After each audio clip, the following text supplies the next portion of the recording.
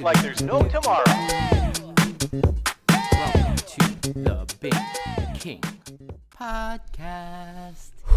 Okay. Hey everyone, I have Al here with me. I haven't seen you in like forever. It's been a while. It has been a while, yeah. Yeah. Have you been training? I haven't the past month. Being an old man, the cold weather does something bad to my back. And so, yeah. Because I had surgery a few years ago on a herniated disc. Really? Yeah. Are you okay? Mostly, yeah. Most of the time it's fine, but occasionally it flares up, and I know not to push it anymore. Yeah. So I've had to back off training this last month. Dude, I would not be training jiu-jitsu. Most of the time, it's all right. Exercise is actually good for it, and like strengthening the back muscles, and it's good to bit of flexibility. Yeah. And also I do my own style of. I'm not flipping around like the young kids. No, I'm never not mind. doing super fast stuff. Yeah. I have my very slow old man jiu-jitsu that Right. I do. I get on top of people. I very slowly try and go up, and Right. That's how I do it. Yeah, that's solid. I think everyone eventually just moves in that direction as we Yeah. get older. Yeah. Yeah. I mean, you got to. Yeah, you can't. I don't bend. Yeah, I anymore, don't really. I tried to do like a cartwheel pass a while back, and I was like, "That's not working. That's not gonna work." So I'm too old to be doing that. Though to be honest, I actually in training about 2 months ago, I actually did a cartwheel for the first time ever. Really? Yeah. I can't remember who it was. I think it might have been Bobo training. Yeah, he's great. He's super athletic. Yeah. Yeah, And it was like, doing the warm up, everyone sort of Yeah. going up and running down and stuff. And he was like, do a cartwheel. I was like, no, I can't do it. yeah. He's like, okay, just try this. yeah, And I kind of did it. kind of right. Yeah. It's not that hard. No, apparently not. I was very impressed with myself. Yeah, But it's, it's kind of pointless to learn how to do cartwheels in your 40s. I think so too. I think if it's already in your wheelhouse, fine. Yeah. Otherwise, Yeah, my times of frolicking in the park are done with, I'm Right. afraid. So, So I've gotten you here today because you are on your way out of Shanghai. Yep. Which is heartbreaking, of course. But you've been here how long? 11 years now. 11 years. 2012. is Yeah, when I got here. it's a while. Yeah. How do you feel? Are you gonna miss it? Oh, absolutely. Yeah. I mean, there's lots of things I'm going to miss about Shanghai. I wouldn't have been here This long. if it wasn't somewhere I, on the whole, enjoyed living. Yeah. I think most of what I'm going to miss is just the convenience. Shanghai's a very easy city to live in. Yeah. Most of the time. Most of the time. Last couple of years, not so much. But Yeah, that's it. And Yeah. I think that's kind of exposed some stuff that hasn't been so great. Right. But yeah, mostly this place has been Amazing. really for me. easy to live. Just from the convenience of stores being open all the time, how integrated online stuff is, mobile stuff is. Yeah. That makes everything so easy. I mean, cost of living, while it's certainly high-ish compared to some places, it's not crazy. Like, I mean, Yeah. in the UK, when going back to the UK, I don't know how I'm going to be able to afford anything. My mother said the exact same thing to me.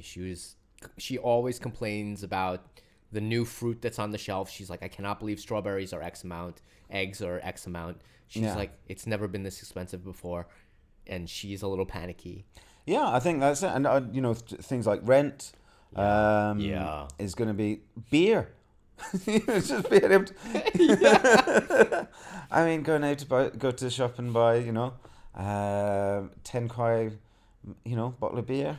But you know what? I've thought about that too. And I don't drink. I haven't drank for Yeah. a very long time. But all of my friends that actually like beer for beer are like, I don't drink any of the cheap stuff. And so the cheap stuff is what gets you drunk, but if you want to go like get a really nice craft beer from, whatever, that's not cheap here. Yeah, that's true. No, I mean, I still like cheap beer. Okay. I like your... What's your beer here? What's your favorite beer in Shanghai? I don't know. Well, I do like going to the fancy places and doing them, and they, that changes all the time. And you Yeah. look at those, from week to week, you might get different beers in there. That's fine. But I do like on a hot day, a cold Qingdao. Yeah. It's not wrong. A tall neck bottle of Yeah. Qingdao.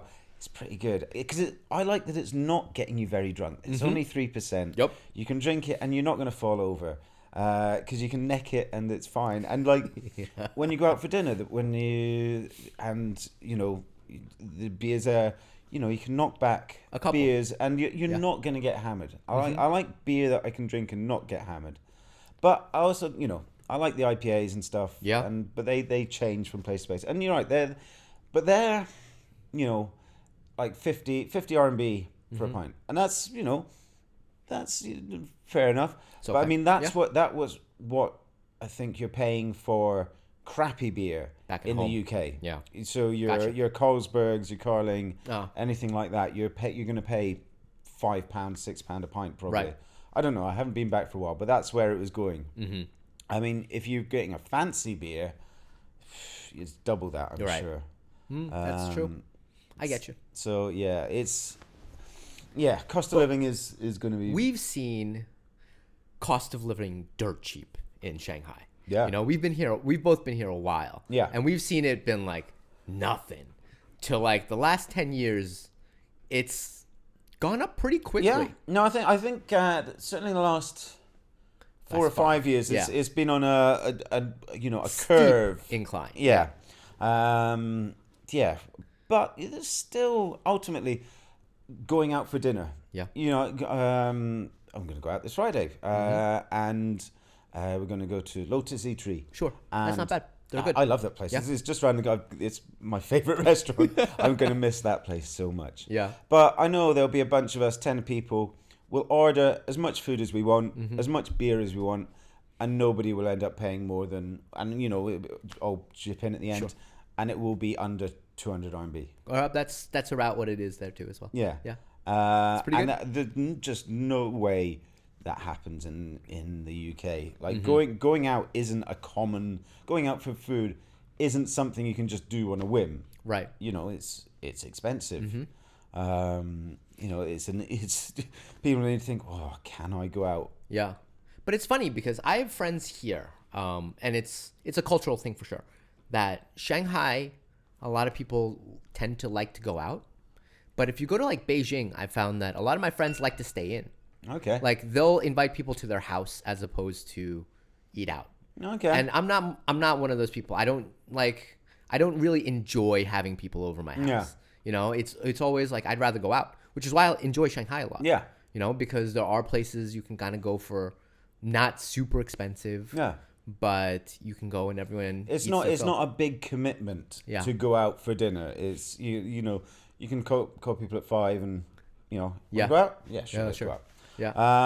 But I'm not one of those people that's like, come over to my house and hang out and Yeah. I can't kick you out. Like it's weird, when I'm like, I kind of want to go to sleep. Yeah. No, I don't really invite people. yeah. I mean, my place is pretty small anyway. So But does that happen in like the UK? Like what's going to happen when you want to do something social? Going out is a little bit pricey. Like what do you guys do? Yeah, the pub. back when I was in the UK, I guess you would invite people around, a few beers, watch a movie or something. Yeah. But That's just not me. Like, yeah.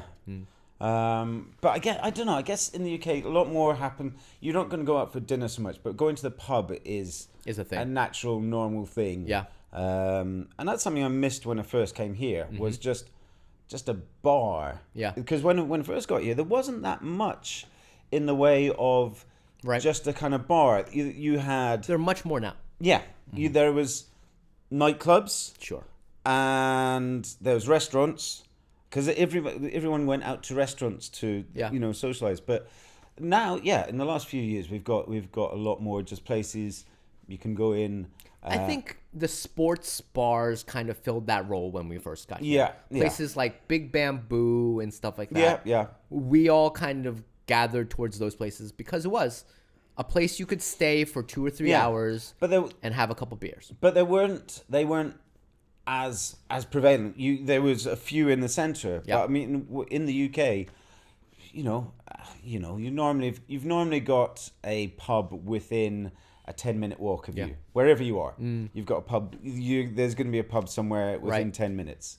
Whereas here it was, you needed to get a metro to get to somewhere like that. Right. Now there's a few places around me. I live on Jiangsu Lu. Right. And there's, I forgot now their names. There's like the Cannery. Cannery's real nice. There's a stone. It's called something else now. Commune. Yeah. Those places, and those are places you can just pop in. You don't need. Sometimes just walking past, I'll just hop in for a beer. Right. Sit up at the bar. I like doing that. Yeah. Did you listen to that episode I had with Justin? I listened to some of it. Yeah. Okay. So Justin was talking about this thing called, I guess, the good something place, where we don't have something like that anymore. The idea is that people used to go to church, and then they had some place to go that wasn't work, wasn't a bar, and wasn't home. Yeah. Right? And it's some place that you can go for 3+ hours. Yeah. Those places in the world have slowly disappeared. Yeah. I used to have the YMCA. Like, you could kind of go to the YMCA, people could go swimming, and then the kids would be running around, and it was just like a place for everyone to go. Yeah. And in Shanghai, we're also missing that. Yeah. I mean, I think in the UK, that's always been the pub. Yeah. That's what I'm asking. But the pub is quite a cultural, and I think they're failing in the UK at the moment because of the cost of everything, energy and everything. Just keeping the lights on has been problematic for them. And since the smoking ban and things like that came in, that's affected it. It was a big hit in Shanghai too. Yeah. Yeah. A lot of bars took a big hit from that. Yeah. I think it's worked out all right.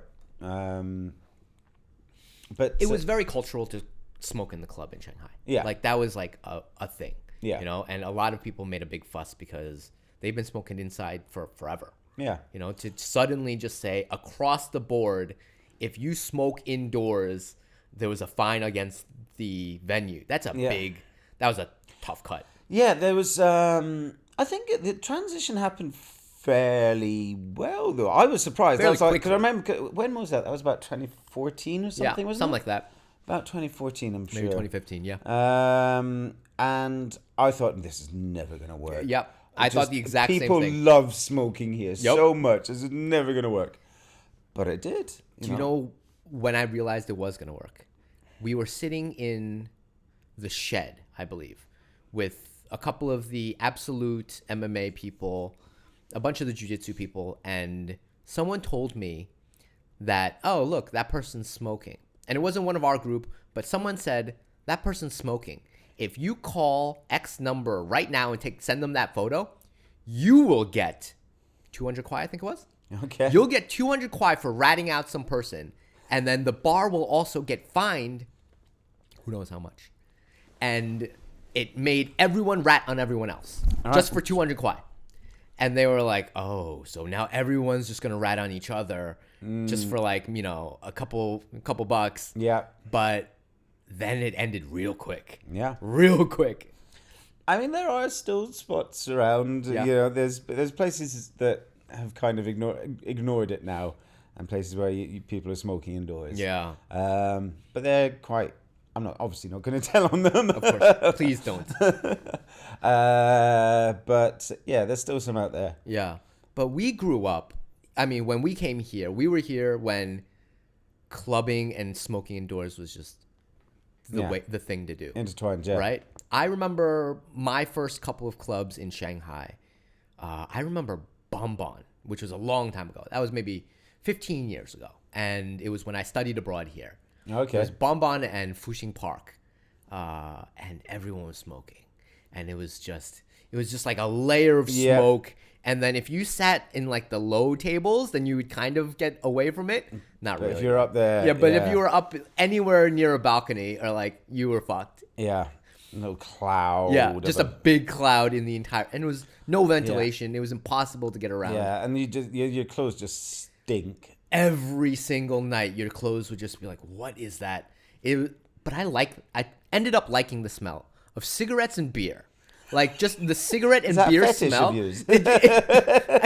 I used to hate it and slowly grew to like it. Okay. Because it would just be on all of my going out clothes. I mean, yeah. I when I was before I came to Shanghai, I was Yeah. I used to run bars and clubs in the UK, and so yeah, I was used to stinkiness of smoke. I mean, You don't like I the used smell. to sorry. You don't like the smell. I mean, I didn't notice it so much back then because it was kind of everything, and I used to smoke as well. Right. So Oh, so you don't notice it. yeah, I didn't notice it as much, but yeah, I must have stank. Yeah. But now I notice it because I don't smoke. I vape now, but no, I don't smoke. And the places that I have been to that do, where people can get away with smoking inside, you notice that the next day it just your clothes just honk. Yeah. Awful. Yeah. Yeah. But at the time, I remember enjoying that smell. It was just the association with the association with having a good time. Okay. Like I remember being in a non-smoking place, and the girl next to me that I was there with smelled like cigarettes and beer, and I was like, this girl smells good for some reason, and I don't like. And then if you like run it through your head, I'm like, it doesn't actually smell good. It just makes me feel kind of like I'm having fun. There's some primal neural pathway in your brain. It's that's exactly just... what it was. Yeah. And it started enjoying that smell on people and hanging out with people that smelled like cigarettes and beer more. Like it was wild for like a couple years. That's exactly what ended up Was this happening. conscious or was this just a subconscious? Completely unconscious until I realized I was doing it. And then I was like, I don't have a problem with doing this, and continued to do it. Yeah. But like it was something that I just one day at a restaurant noticed. And I was like, this is weird. Yeah, that is Yeah. weird. Yeah. Yeah. But I bet you I did that also in college, because I used to live upstairs from a pizza place, and I used to smell like pizza all the time. So people used to follow you around. People used to be, Arthur, you smell pretty good. And I was like, and then I would go home, like home, away from college, and my mom would be like, why do all your clothes smell like pizza? And then you realize that, yeah, I smell like a pizzeria. And people used to compliment me for it all the time. They'd be like, oh, you smell pretty good. Dogs are following you around on the street. So what was your first, like, clubbing place that you, I guess, started liking in Shanghai? I mean, Because we've both been partying for a while. yeah. I mean, the first place, I think the first place that really opened me up to seeing that there was good stuff going on in Shanghai was Shelter. Yeah. And sure. Shelter was Shelter and Dada during that era. Shelter, Dada. What was the other one? It was, because I saw this the other day. I can't remember the name of it. It was upstairs. It used to be it is Elevator now. no. Okay, so Elevator now is in a different place. Yeah. Elevator before that was in The one with the elevator. the one with the elevator. Yeah. But before that, it was another place. Can I you don't remember what it was called? No. That was where I spent a lot of time. Oh, yeah? Because I did see a flyer I did for it a while ago, but I can't remember it right now. Sorry. Yeah, we're getting old. It's all right. Yeah. But yeah, Shelter was first place that really was like. Yeah. Okay, What drew you to Shelter? I mean, it's my ideal club. Really? I mean, yeah. Oh, absolutely not. I mean, I'm shocked that you said that. Because it's a dark underground space that is just purely basic. There's a bar, there's a DJ, there's loud music. Yeah. That's it. That is my ideal club. Really? Yeah, I don't need all the No frills. not whatsoever.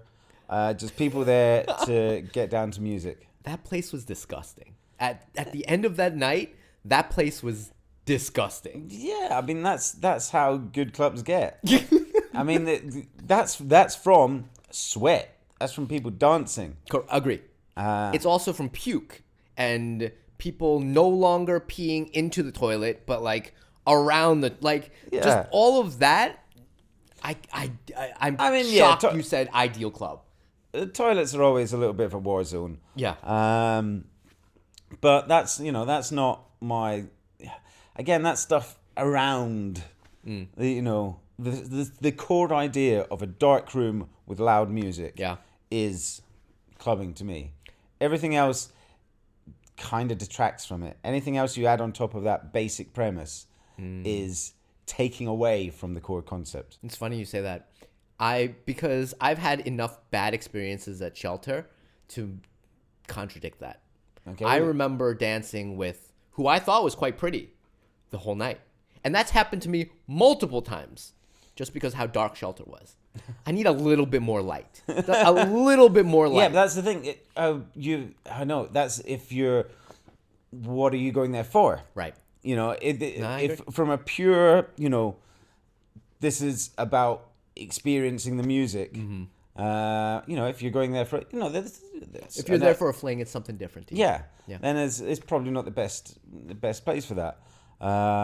But if you, Well, it's not a bad place for that, but go on. but if you want to, I don't know, experience music in a way that is raw and that is what it's for. Yeah. That's what makes it for me. I get you. Because I mostly agree with what you say.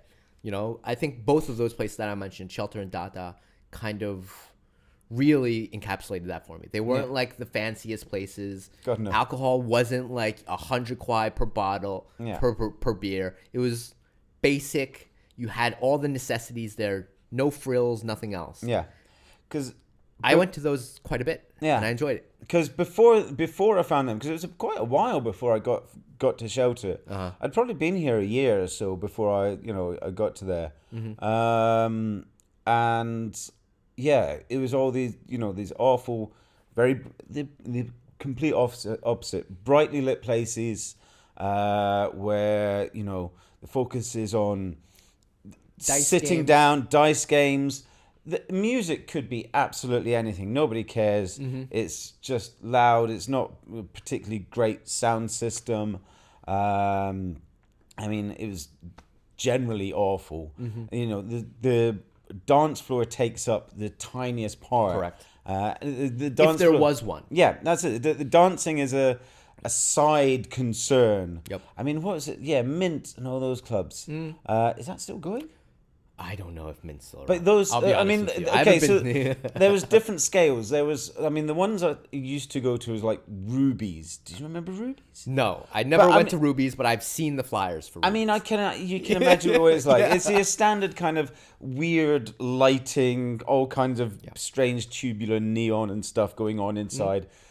And it was awful. With stuff, sofas everywhere and whatnot, and dice games. And inappropriate behavior by elderly gentlemen. Correct. But there was also like Mint, and Mint was supposed to be like a decent, nice place. Yeah, it's supposed to be like a decent club. I remember going there, and it's like, yeah, the dance floor was this tiny little thing, and it was just all these sofas and tables, and it's like, this isn't a nightclub. This is a lounge with impressive music. the sound system wasn't bad. I actually enjoyed their sound system. The sound system was fine, but it was terrible music, and it was just awful people doing boring things. I like where you're going because this is often what I agree with, is that it's not really the club, right? It's the people that go to that place that really makes it what it is. Yeah. Whether it's the pub that you go to back at home, it's kind of the people that you go with. Yeah. And your surrounding people. But I think, the physical space influences the people that are going to go there. Correct. The people that want to go to, Shelter, a barren husk of vomit and piss. Yeah. aren't gonna, they're going to be about the music. They're going to be they're going to be involved in the music and the scene, and they're going there for a reason. It's not to be. You don't go there to be seen. Yeah. You don't go because there. it's too dark, you can't see it anyways. You don't go there to wear your fanciest clothes and show off whatever it is you want to show off, Right. and bottle service and all that nonsense. So the people that want that, they're not going to go to Shelter, and so they keep those arseholes away. And they're going to be attracted to a place like Mint, where they can be under a spotlight. Yeah. They can be right in the middle of what should be a dance floor, the center of attention, and people bringing them bottles with sparklers and all kinds of flashing lights. It's bullshit. Yeah. And yeah, so I guess the places like Mint serve a purpose in that they're like dickhead magnets, and it just keeps those people out of decent spaces. It's funny you say that because I had this exact same conversation with a boxing coach of mine maybe a couple years ago. And I told him that I used to really enjoy Warzone, which was the BJJ place before Absolute. And I used to enjoy Warzone because it was dirty, terrible smell. Like that, the smell of that place, you could get it right when you exited the elevator. That the foot, the sweat, that dirty, ingrained, it never came out of those musk. mats. That disgusting smell. And I enjoyed my time there because there was a barrier to entry. There was a barrier to entry from this place because I know that people didn't come here to take photos. They didn't come here to be like cooler on social media. Yeah. They came here to train. Yeah. And it's the exact same argument you're making about, whatever like grimy bars that we used to go to. Yeah. However, my coach said, there's no reason for a gym to be dirty. There's no reason for a gym to be that disgusting. Like that you should be able to have that type of training in a nice space. Yeah. And to some extent, he's kind of converted me. Like now, I probably wouldn't go to Shelter again. Like if you put Shelter in front of me right now, and I had to deal with the piss and the puke and I don't know if I would go again. I think it's understandable. We're getting on a bit. Yeah. But I'd say like New Dada. Have you been to New Dada? No, I wish I did. Because so a lot of my it's friends kind tell of me to go. it's on West Nananu. Yeah. I'm playing there on the 3rd of March. Everyone go. Everyone go, please. What time? All night. All night. You'll be there all night. Nice. I'm there all night. I like New Dada then. So it's got the same sort of vibe. It's concrete. There's not a lot going on. They've got nicer toilets. So the toilets are nicer. Better. Nicer. Already better. Yeah. Yeah. They serve a few fancier drinks. Do a good Negroni. Okay. So yeah, that is but it's that kind of stripped back aesthetic. It doesn't, the place doesn't need to have puke and piss on the floor for it to be. I agree. authentic. That's what I'm trying to say. Yeah. But for me, it's more that stripped back, dark room, loud music. Yeah. That is a nightclub to me. When you start having too many lights, there's crazy visuals on that. Everything from there takes away from the experience of a club. That's that for me, it's the core thing of the music I like and the music I want to represent. It is about dancing in a dark space with loud music. Yeah.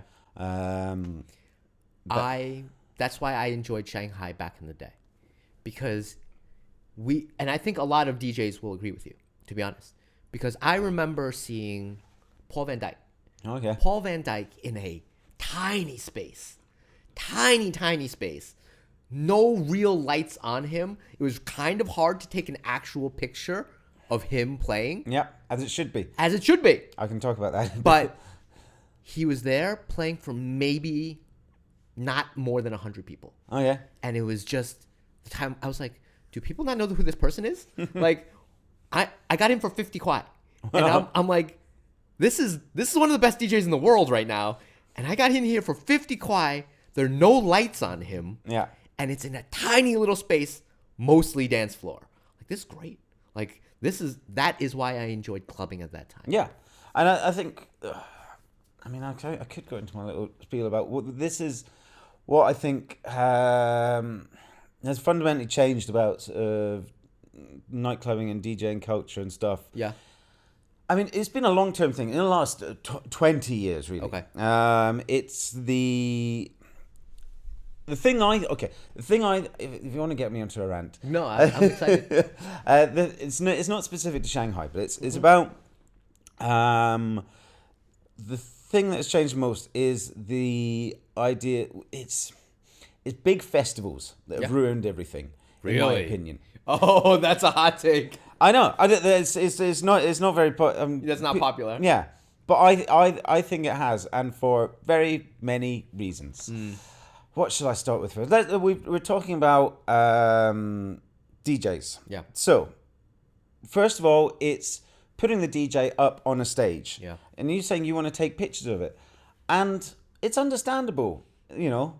but at the same time, it's not, because it's turned DJing into this thing where there's a projection of stardom there, and it shouldn't be. When I first started going out clubbing a long time ago, Yeah. DJs were hidden Kind away of in the dark. Yeah, that's Yeah. it. The DJs were the nerd about the music geek. Yeah. It was just the weird music geek. I know played exactly where you're going with this. And people didn't face the DJ booth. Yeah.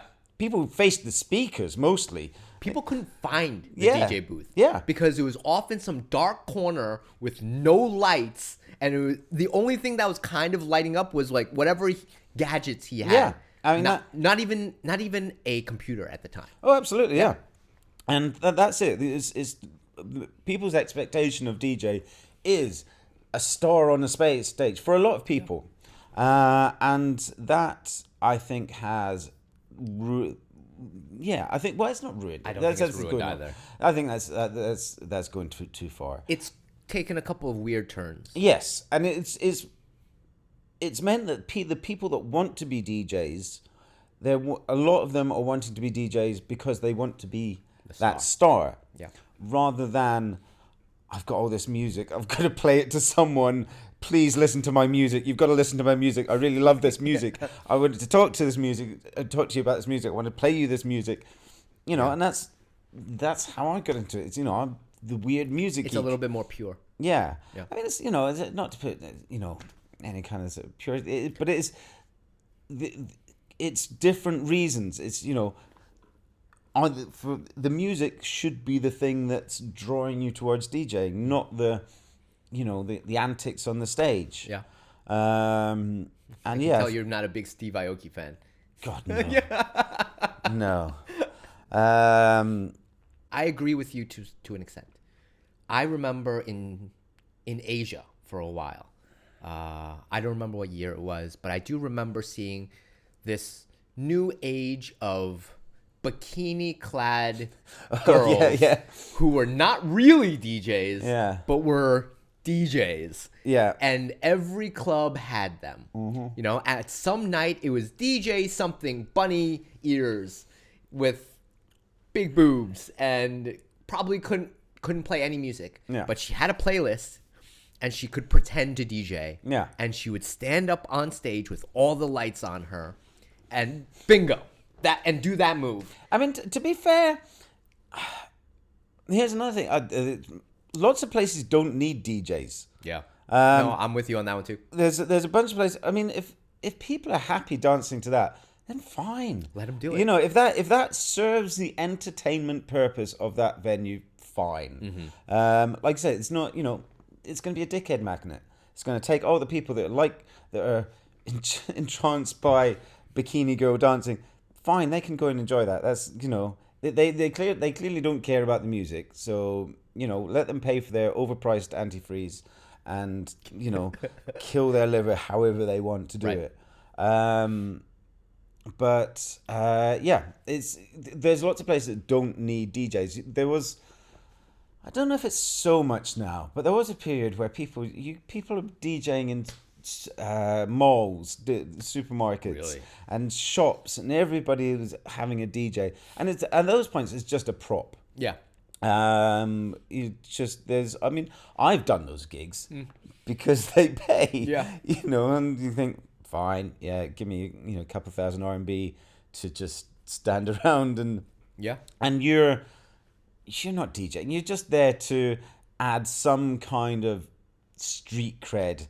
Not that I've got any street cred, but just the fact that I have some equipment that flashes and looks like it's DJing, that lends some kind of credibility to whatever. Should that bother you though, right? Because if you think about it, like you said, you're there really being the music nerd that's pushing music to as many people as possible. And maybe, even though you're playing in the middle of a mall, you're still pushing your music out to people. No. For those things, you kind of just switch off. You're not really... You're not... The music comes out, it is just, I'm taking the money. Yeah. I have some equipment. I can be there at that time. Right. Fine. Just they really, it really doesn't. There's no emotional investment in the music for that at all. I understand for those gigs that I am just a prop. Happens. Yeah, Yeah. fine. I'm not above taking money for doing stupid things. I'm being there. not some high and mighty, moral crusader here. Right. I'll get paid. Yeah. But that's because I don't care about those things. The places, but I do care about what goes on, in proper clubs. Right. That's what I do care about. And What's the best clubbing experience for you? To kind of describe it as a whole. Like, what do you find? What do you think? Oh man, you come home and you're like, I had a great night. For me, it is the right place. Hopefully now it wouldn't be too busy, not too jam packed. Right. For me, the best nights are ones when I can go out and I don't recognize a single piece of music all night. Where I'm completely blown away by everything new. I don't know where one track starts, one tune ends. Right. Everything is completely alien to me. That's what I I love. It's because and then it's like, well, okay, I need to find out what this is. Right. As long as it's music, I like. But if DJs can come along and surprise me with stuff that I've never heard before, that is exciting. That's good. You understand that is the exact opposite of what most people want, right? Yeah. They want to hear like Taylor Swift mixed in with, whatever else, some beats, and they're like, oh, I know this song. I love this song. No, I know. And they're like, okay, I can dance to this. Yeah, no, I know. Well, yeah, I know all too well. You get people requesting that also. Is all the time. Yeah.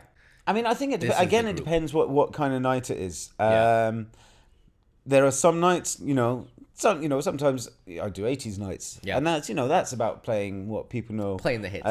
You can find some of the weirder 80s ones as well, throw in. But I think, it's got to be, for me, you want to, I don't want to always be, completely obscure. Yeah. I think the excitement lies in the balance of familiarity and unfamiliarity. Yep. I agree with that too. And that's not, for me, it depends on what kind of night you're playing. If you're playing techno, familiarity might not be the actual track. It might be certain sounds or rhythms or samples that you bring in. So one track has this particular samples that is an echo of something else, and then you can mix that with something else which people don't know, and you're trying to draw lines. For me, I'm trying to draw lines between things people know and things people don't know, and taking them from one place to another. Musical journey. Yeah, it's a bit of a cliche, but but you do hear that quite a bit. Yeah, it is. It is a cliche, but it's it's kind of true. It's cliche for a reason. Yeah, but you do want to draw people from things, this gets me onto part 2 of why I hate music festivals. Okay, go for it. Because music festivals have influenced music in a couple of ways. So first of all, sound at music festivals is terrible. Yes. The best place to listen to music is at a nightclub. Dark space, enclosed. Your speakers aren't half a mile away from each other. Bass should be properly treated. It'll, you might even have soundproofing on some bits so you don't get reflections. That is the best place to listen to music. Sure. In a festival, you have sound waves going out, and so I'm not sure if you know, but certain frequency sound can cancel each other out. I know. So if you get waves that meet in certain places, you're going to get dead zones, and that happens especially with bass. Yeah. High frequencies, not so much. So, which is why you don't get so much detailed, involved, interesting bass happening in the music that comes for festivals. I see where you're going. I mean, you might get the big sort of wah, Yeah. wah, but a lot of the stuff happens in the high, mid, and high range. I got You get you. that kind of squeaky, kind of Skrillex. You know, I like Skrillex. I mean, I think he has value, but Yeah. that's why that stuff got big at Yeah. that time, because it's festival stuff. It's stuff that you can play on these huge sound systems, Yeah. and people will be able to hear it, and it will sound possible. It will sound like something that's there. Yeah. Whereas if you're playing something that's a bit more detailed, that's more about the bass lines, it's going to get lost in this big kind of mush. I got you. It's not. There's not going to be anything there.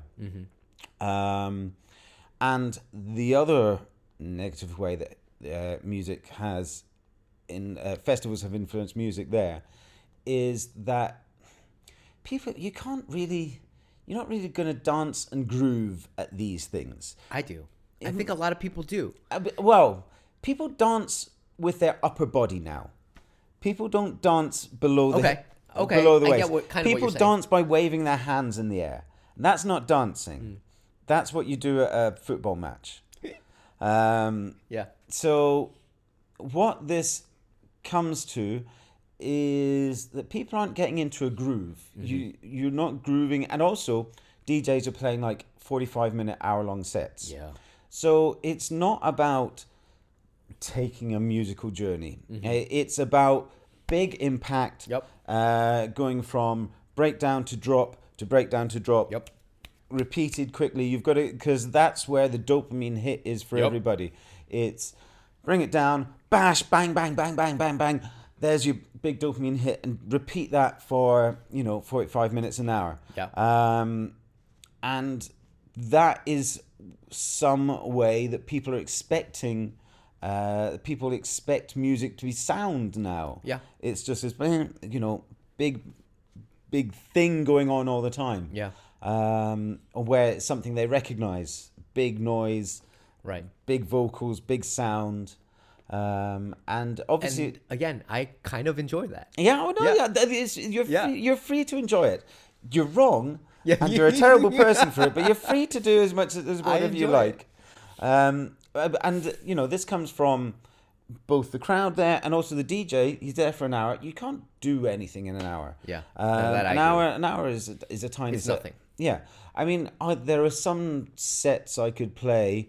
If I was playing a bunch of disco things, a lot of those tracks are like 8-10 minutes long. I could play for an hour and play half a dozen records. Yeah. Yeah. And I'd be fine with that. Just because I like to let tracks play and breathe, and and it's not about that impact bang. It's getting a groove going, and Our attention spans are just too short now. That's really what it is. yeah. And a lot of people go to the club. They want to experience. I'll give you a different story. I have these clubbing friends from home, and we have absolutely nothing in common. I would say you could pick me out of that group a million times. Anyone would be like, that guy doesn't fit into that group, right? They're all Puerto Rican or some sort of Spanish. They're all just kind of ghetto, to be honest. And then you have me that's probably in a pink hoodie, right? And they'd be like, what is that person doing in that group? That's weird, right? But those are some of my, quote, closest friends. To me, I would die for them because we just had enough shared experiences. I can't talk to them really about stuff. We don't really see eye to eye on anything. But we've had so many shared experiences in different clubs, danced to the same music, just experienced the same set. And I think that's brought us closer together. And most people, those dopamine hits over and over that you're sharing with the same people, that brings you closer. Yeah. It makes you feel like you're friends because you're both getting that hit at the same time. And it's happening over and over and over, maybe only in an hour, but you feel much closer to those people after that set. Yeah, I can I can see that perspective. Yeah. For me, I think it's about for me, I like those long evolved things, and that's where you go to a club with your friends and you experience the whole thing together. So it's it's not 1 hour of in out smash bang. Sure. Thank you, ma'am. Yeah. It's it's a long drawn out affair. Do you watch 3-hour movies? Sorry? Do you watch 3-hour movies? I don't. No, to be honest, I'm a big advocate of 90-minute movies. Yeah. I feel like that's very similar. Like, some people enjoy that long movie. They'll watch all of the Lord of the Rings together, one after the other. Yeah. But I can't do that. Like, there are some things that I can. I listen to 3-hour podcasts. Okay. But I can't watch 3-hour movies. I don't know if I can struggle through now. I don't know if I could struggle through a 3-hour set. Like, I I'd mean, be like, for me, that's it's a long like, set. it's, I mean, I don't think you need to be dancing all the time. For me, it's like being in the club and, feeling the ebb and flow. I mean, to be honest, I don't go out as much anymore. Yeah, neither do I. Yeah, most times I'm going out, I'm DJing. And it's only for work. Then you really can't. It's much more difficult to enjoy that experience when you're the DJ. I think. Well, if I'm DJing, I'm enjoying it. Really? Yeah. Do you really believe it? Like, some people, I think they only go, when they're the DJ, they only go, they see it as a job. No, I love it. Yeah. Oh yeah. Okay. Some people don't. They're just saying, No, I love DJing. For me, it's a passion of I've got all this music. Listen to all this music I've got. Right. Listen to this. Isn't this great? Have you heard this? No, listen to this. Bet you haven't heard this one before. Listen to this. This is a slightly different remix of something you might know. What happens when it misses? Oh, you learn. One of the greatest things I've heard is if you're a DJ and you've never cleared the dance floor, you're not trying. Oh, I hate that. I used to have a change the track dance, and it was just me doing the thumbs down dance. And I would do it right in front of the DJ booth. I'd be like, this track sucks. Next track.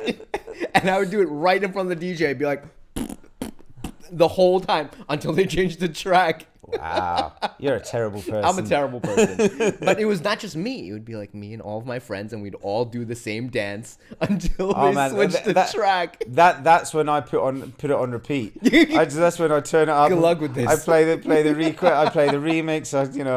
Back to back to back.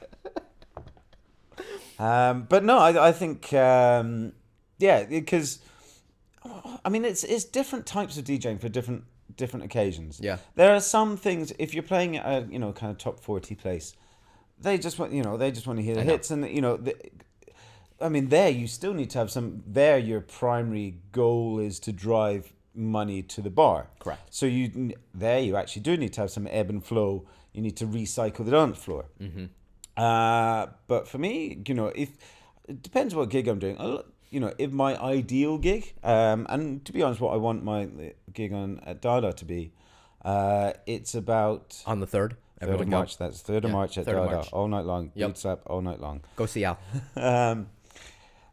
So yeah, I want it to be, the music, exploration of this music. Exploration of what you think is good music. Yeah. And it comes down to like sort of things of textures and tones and sounds, and music can evoke lots of different things. There can be things you can bring things in from the past that evoke certain feelings. Sure.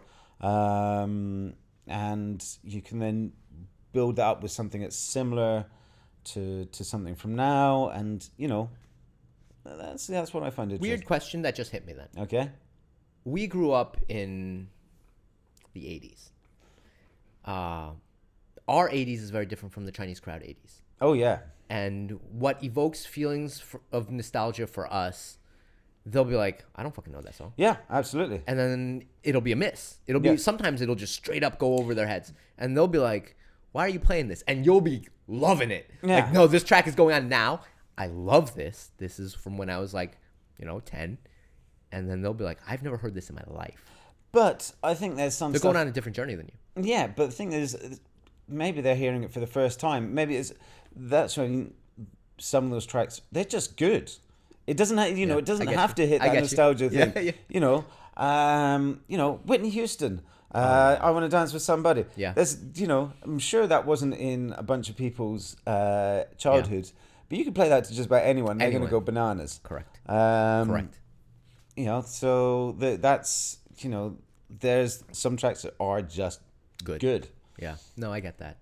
But like sometimes I enjoy telling someone about, a song because I want them to go on the same journey as me. I want that kind of empathy. I want that like connection with them. Yeah. And so sometimes when it just goes over their head, I'm like, why are we even friends? Like this, Yeah. That's it. Music's very. Some people. I had to come to terms with something a few years ago. Some people don't care about music. They just. It just. I'm kind of on that path right now. I did. Yeah, I haven't listened to new music in a really long time. Really? Yeah. Wow. Really long. Like I had 2 years where I only listened to podcasts, and then I realized how sad I was because I hadn't listened to music. And when I put on music, it was just always a better day. Like in the morning, instead of putting on a podcast, I put on music for a month, and I was like, I just feel better. But I only listen to happy music. Like I always just like upbeat. And now I'll get angry comments for this, but now I only listen to country music. And I know I listen to like pop American country music. Really? Yeah. That's your jam. That's my jam now. And everyone's like, Arthur, why are you listening? I love it. It's so pure. There's no drugs. It's just me, my guitar, my girl, my truck, the end. Yeah. And I have nothing. Truck, flag, and eagle. Yeah, I have nothing wrong with it. And I'm like, oh, this is so simple, clean, happy music. And it's what I've been You're listening. a simple man, aren't you, Arthur? There's only one tone of emotion you deal with. Just happy. And I've been doing it for about a year, and I don't regret it, even a little bit. If it works for you, I think that's an awful way to live your life. But it's fine. You do you. Everyone's got their own way to get through the trials and tribulations. Right? But no, I listen to music pretty much all day. Because I'm always trying to. I know I have a series of complicated and cascading ratings or smart playlists on iTunes, because I don't use Spotify or any of those streaming services.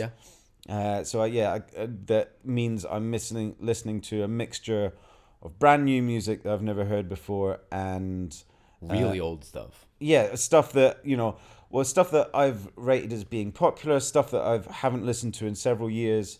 So there's a big kind of 30 gig playlist that's kind of constantly evolving. Right.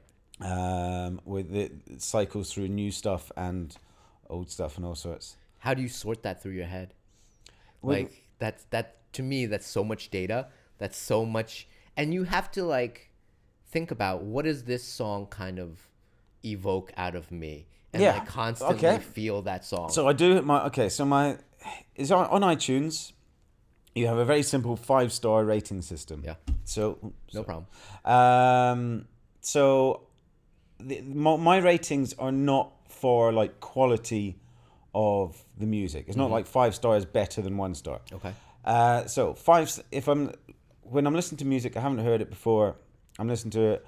I want to think, is it something I'm going to be playing out and DJing with? Yeah.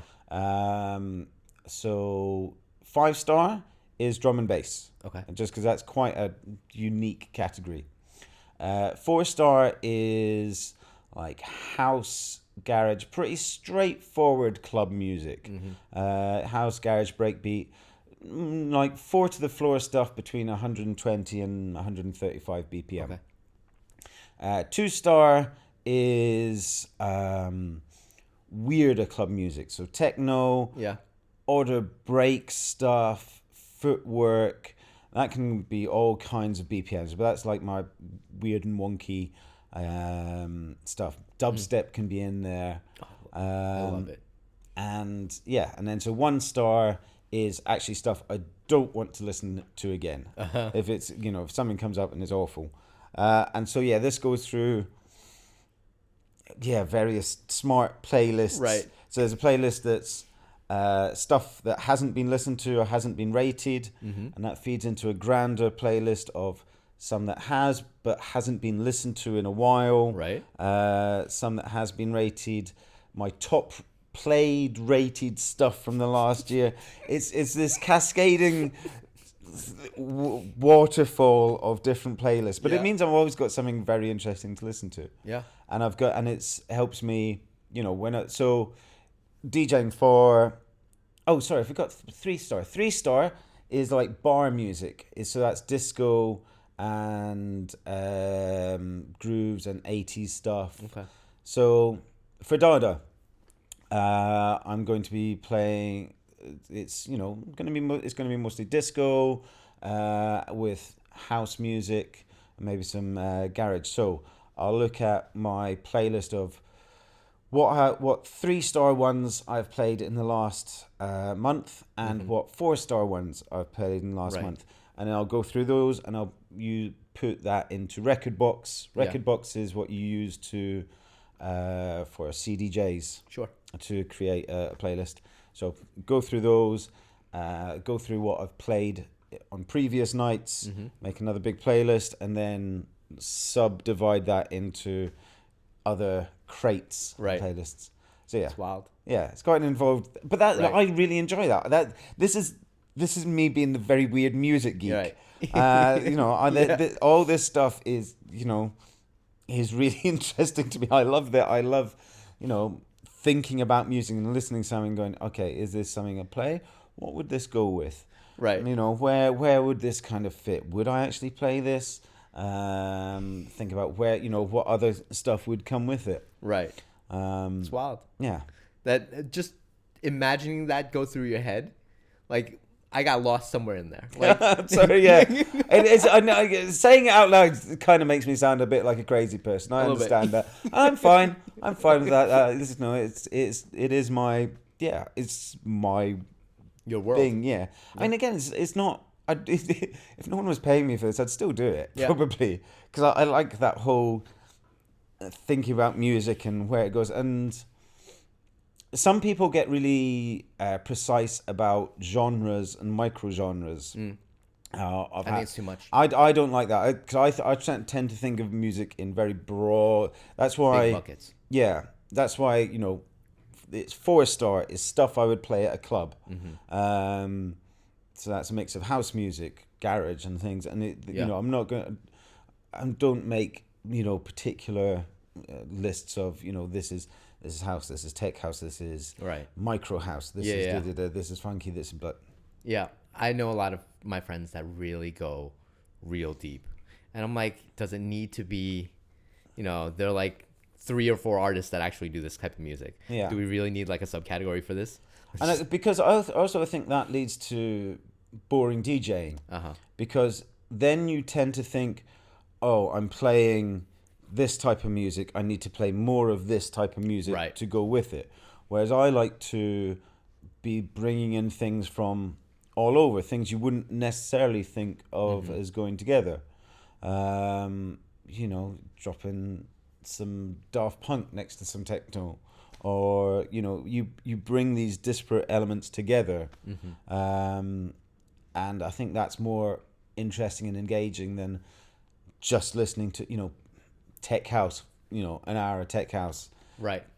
It gets pretty samey. I completely agree. At some point, I'm just like, guys, like this BPM, we've been playing this for like the last 2 hours. Let's change it up. Yeah, and that's I think a lot of music is created. You're getting people making music that have only been influenced by that music, and so they stick very much within the realms, Confines. realms of that specific genre Yep. label, which I think is Sad. is boring. Yeah, because a lot, if you go back to say, let's say the early '90s and the people making drum and bass first drum and bass and jungle that was coming out. Before that, when they were making that, there wasn't drum and bass and jungle to listen to. Right. They were coming from reggae backgrounds, dub Yeah. backgrounds, Correct. happy hardcore, hip hop. All these things were coming together, and that's where their influence came. And then they brought that into drum and bass. But I'm sure there's drum and bass producers coming up now that have listened to nothing but drum and bass. Right. Which, I think, some of it's gotten kind of stale. There's drum and bass producers that make some amazing stuff right now. But yeah, those are the ones that bring in elements from. But that's the internet now, right? The internet now is, I'm going to make music that's similar to other music because that is what the algorithm will push to these people. Yeah. If you have something that's kind of uncategorized or untagged, or they're having difficult tagging it, then it doesn't get pushed to new listeners.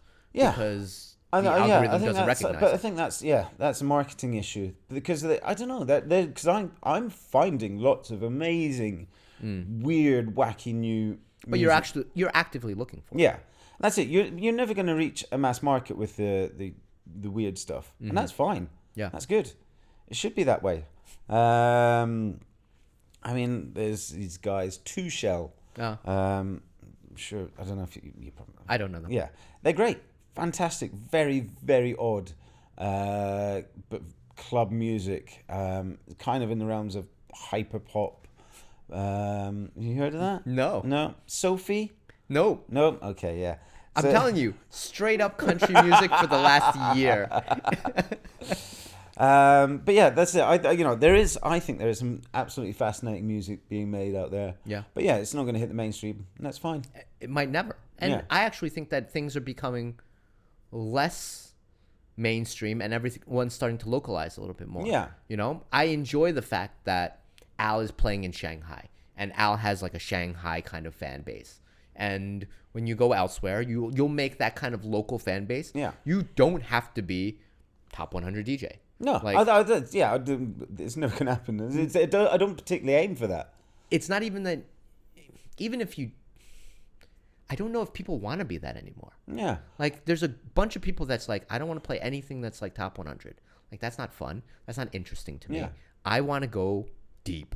And I want to find some weird cuts that maybe you had no idea existed. Yeah. And that's interesting to me, too. Like, that's cool. It's not that, being the top 100 DJ on that list is wrong. But, like, I think it's less popular to be on that DJ now. On that list I mean, I think nowadays. it's, it's always been just a marketing effort. I think so too. It's a bit daft. But yeah, no, I'm happy just getting out. For me, it's DJing doesn't pay my bills. It's mostly a hobby, and I'm happy with that because I quite like my other job. But I'm happy getting a couple of gigs a month, and just always playing out. But just doing a couple of gigs a month, doing whatever stuff and do. Like, I mean, I was playing at Spectres on Friday, and Spectres is completely different. There I'm playing rock music and that's kind of cool. Yeah, I was playing like indie, like Britpop indie and some soul. It's like 60s soul and some reggae and then some rock and then some 80s. So yeah, that was it's completely different. Night. Yeah, that seems like a really cool night. Yeah, it was kind of fun. But I don't know I like being able to explore weird new music. But here's my argument against, I guess, a previous comment that you made about festivals. Okay. I think that festivals, maybe not that size, but like old-timey, not even old-timey. Like, you look at the people that grew up in, small towns or villages where people can just go out into the forest and with like a big boom box and just play. Like, that's kind of being in nature. There's something about being on a grassy area in nature, listening to some sort of music. There's something about it that I really enjoy. Yeah, but I think the festivals I'm kind of talking about are these big EDC Tomorrowland. Yeah. You're not out in nature. You're just in an oppressive crush of awful humanity. And Yeah, I got you. I've been to festivals. I mean, I actually went to some of the very first dance music festivals, Tribal Gathering and Creamfields in the UK back in '96, I think it was. Yeah. And it hadn't been done before because festivals were very traditionally just rock music. Yeah. And the guy that did Tribal Gathering, he was like, I want a future where instead of dance music having some tiny stage off the side of the rock festival, I want to give the rock musicians a tiny stage on the side of the dance music festival. That's happened. And it has absolutely happened. But I don't know what he knew what he was going to unleash. Right. So I've been to them, and I've been to small festivals that have been good. Tiny festivals where it's just maybe 1,000 people, if that, more like a few hundred, and that was cool. It was just like, I mean, some tents were probably about the size of this room. Yeah. Cool. Yeah. Which was pretty awesome. I like those. I think those are a lot of fun. Yeah, that is fine. Yeah. I'll allow them. Yeah. And there's that's okay. Yeah. But these huge corporate monsters of like EDC, Tomorrowland, all that kind of stuff. Yeah, it's this thing. There's many things. It's the DJ as superstar. It's the sound that comes from them. It's the expectations. The way that everybody's facing that one way, DJ. It's that always bothered me too. Yeah, I mean, because this, back in the '90s, the big thing about dance music coming along was that people weren't facing people were facing each other. People were, it wasn't like going to a concert where everyone's looking at the thing. Like I said, the DJ, weird music geek in the corner, nobody's looking at him. Yeah. It's become too culty. That's what bothers me. Everyone's facing one direction. Everyone's looking at this one person. Yeah. Like that kind of feels a little churchy, a little culty. Yeah. Like that's not what I want. It should be about us and not about this one person. That does bother me. And yeah, it's kind of weird. Mm-hmm. So yeah, I think. But it's kind of cool that one person controls the entire atmosphere in this one place. Yeah. It is kind of powerful. It's a powerful position to be in. Yeah, but the thing is, how much people will respond, but I think it's just like a knee-jerk response there. Because again, it's not so. I don't want to say it's not proper DJ, but it's not really, because their sets are all pre-planned. Yeah. Because it has to coincide with the fireworks, the pyro, the visuals that are going on, and so because I think the main skill of a DJ is about. Oh, I agree with this. I know manipulating the energy of a room. Yep. Your tools are the music that you have, and bringing it up and down, and plateauing and all those kind of things. You can't do that with 10,000 people in front of you, because you can. Well, the thing is, with the way I think of it is, it should be a feedback loop. It's not it doesn't just come from one direction. Yeah. Yes, the DJ, he is affecting them. Yeah. But in a good situation, it's a feedback. When I'm DJing, I'm looking at people and, seeing what is hitting, what is working, even at the beginning of the night, you're looking for those people that are like just nodding their heads, tapping their feet, when there's half a dozen people in the bar, you've just opened, Right. and you're just seeing, okay, that person likes that thing. Okay, this sort of thing is hitting with that person over there. Yeah. Okay, and you're just trying to tease out those little bits, and you get those reactions. And then, when you're actually in full swing and things are going, you're looking, how are they responding to this kind of tempo, this level? Is it too much? Should I bring it down? Yeah. Do I need to bring it back up again? Is there anyone doing like the change the track dance? And saying, like, this track sucks. Next track. Has anybody thrown anything at me recently? Yeah. No, I completely agree with that.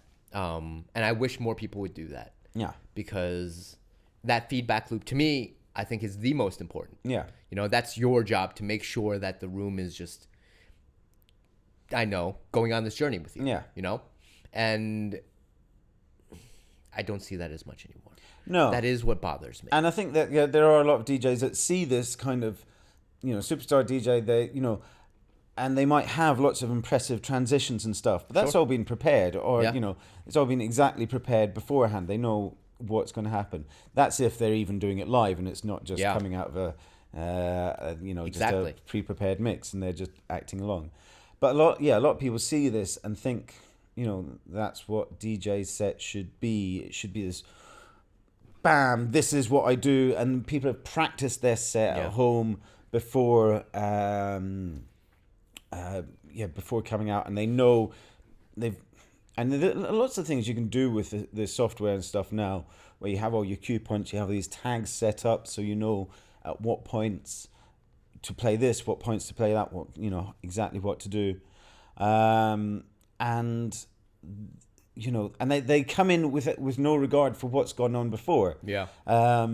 Because I've seen people come on DJing after someone else, and it's just like from one style just to something completely different. And I think there's, unless the person's style before was just failing and you need to do something different, drastic, you can't. I mean, generally I would mix into the last DJ's thing, or you give it some kind of a outro, right? But yeah, some people can't react. It's just this is what I've prepared. Right. This is all I got. I go out now with my, it's gone from carrying around a back-breaking amount of records, Yeah, I've seen people like that. to a ridiculous CD wallet, to USB. Yeah. And now I've got a 1 terabyte drive. Great. That I lot. can. Yeah. There's only like at the moment it's only got like 200 gigs on there. Oh, that's not of, bad. of music. Yeah. I can play pretty much anything at any time. Mm-hmm. I can switch up and change to just about anything, anywhere I want. So yeah, that's flexibility and that's response. So what bothers you now about, I guess, the clubbing scene now? Because it does bother me. I think the clubbing scene in Shanghai has changed. Is it us that's changed, or is it the scene that's changed? Of course, it's partly. We're old men now. Yeah. I don't want to be old man shouting at clouds. I am always that old man shouting at clouds. Because things change, and that's a good thing. Change. Change is always good. All right. Change is always different. Oh, yeah. That's good. That's fine. But yeah, I think there needs to be change. You can't expect things to stay the same forever. Sure. I think for part of it is people's expectations. Mm-hmm. People expect to be able to hear whatever they want, whenever they want. Yeah. You get people just shoving phones at you. I mean, this, Yep. when I started DJing with vinyl, people understood that if you didn't have it in your bag, You're not going to play it. Yeah. Yeah. I don't have it. But now people expect you to be using a computer for one thing. I generally don't use it. They expect that computer to be connected to the internet and for you to be able to play anything at any time, whatever you think. And Right. that's one technology thing I'm not quite getting behind. Mm-hmm. There are, people can DJ from Spotify now, Yeah. which Yeah, I would never trust. Yeah. I always have to have my music, on something Mm-hmm. physical. But yeah, people expect that DJs can do that, and yeah, they can do that. Yeah. But they, not every night is the kind of night where you should be requesting those things. Right. So yeah, the crowd sometimes do that, but I mean, they can ask. I can say no. Right. Sometimes I'll say if I've got something and it's a good suggestion. There are times people actually get it, and they know what they've been paying attention to what you're playing. Mm-hmm. They have some knowledge about it, and they make a request that is actually on point. You're like, I hadn't thought about that. That's a good point. I will play that. Right. But most times it's just play something I can dance to. Right. Yep. And it normally said to a full backdrop of a crowd. Sorry, I'm getting a bit loud. It's normally said to a backdrop of a full dancing dance floor, which is always great. It's just that people don't know how to.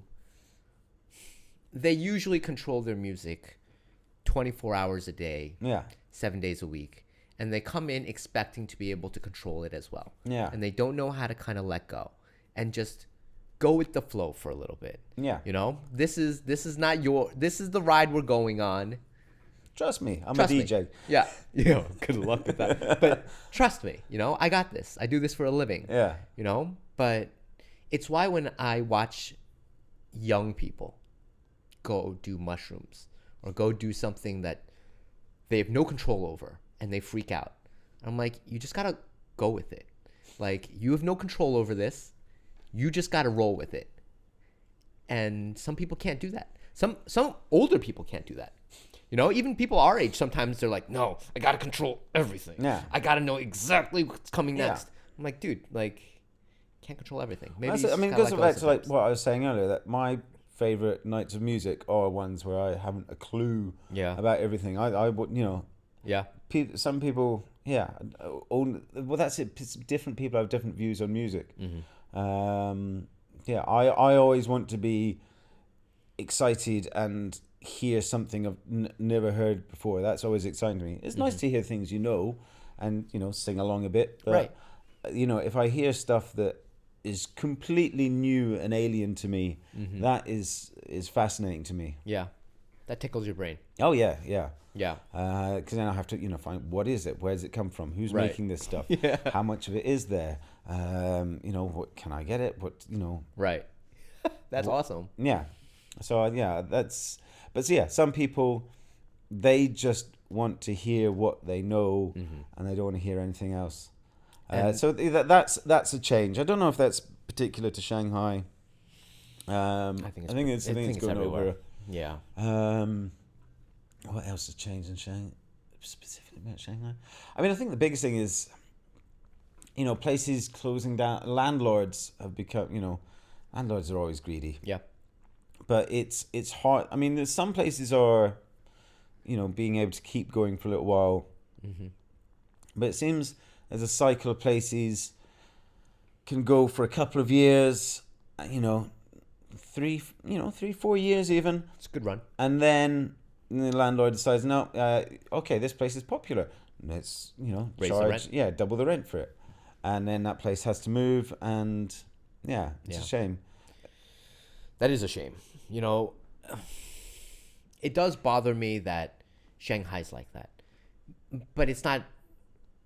It also puts a lot of pressure on the DJ, I think. Because then the bars are like, oh, the DJs should be bringing their own crowd. Yeah. The DJ should bring their own crowd. They should have a fan base, which kind of leads to this culty kind of thing. Because they're like, I need to be the brand. Okay, I need to stand up here. Otherwise, I don't have fans. And when I go play at a club, I won't help the club bring in revenue. Yeah. And the club is putting, in some cases, a revenue target for the DJ. Yeah. And I'm like, that's kind of ridiculous. I mean, this is something I'm spectacularly bad at. I suck at social media, all that stuff. I'm a good DJ. I'm a terrible promoter. Because they're two different skills, and I think that has changed because that was what was interesting when I came to Shanghai. Because when I left UK, getting gigs was becoming more about how many Facebook followers Correct. you had and stuff. and stuff, and so it was hard to get in, even to talk Even to more now. And when I came to Shanghai, it was quite easy for me to go up to the bar owners, promoters. I think it was my first night in Shelter, and it was a drum. I think it was probably a drum bass or a UK garage night, and I found a promoter, Jane Siesta. Okay. You know Jane? I actually know Jane. Yeah. Yeah. And, she's an absolute star of the Shanghai scene. Correct. And I was like, "This is great. Yeah. You should book me." And I don't know how I came across, but she did. Yeah. She liked we, had a gig at this other place, and yeah, she booked me for it. And that kind of access to promoters and bar owners and stuff was, kind of easier, and